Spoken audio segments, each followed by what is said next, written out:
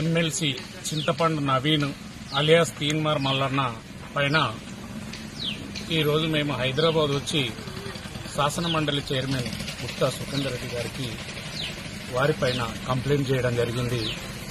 వారిపైన శాఖపరమైనటువంటి తగు చర్యలు తీసుకుని వారిని శాసన మండలి నుండి తొలగించడానికి, వారి ఎమ్మెల్సీ పదవి నుండి వారిని బర్తరఫ్ చేయాలని మేము శాసన మండలి చైర్మన్ గారికి రిప్రజెంటేషన్ ఇవ్వడం జరిగింది.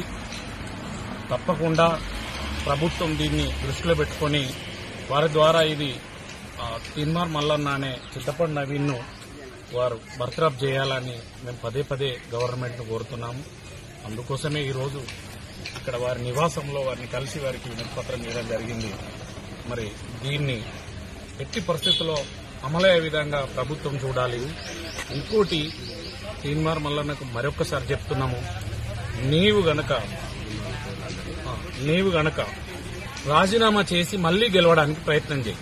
నల్లగొండ ఎమ్మెల్సీగా నువ్వు గెలిచినావు, అక్కడి నుండి ఇప్పుడు రాజీనామా చేసి మళ్లీ గెలువు, అప్పుడు నువ్వు మాట్లాడు, ఏదన్నా మాట్లాడితే.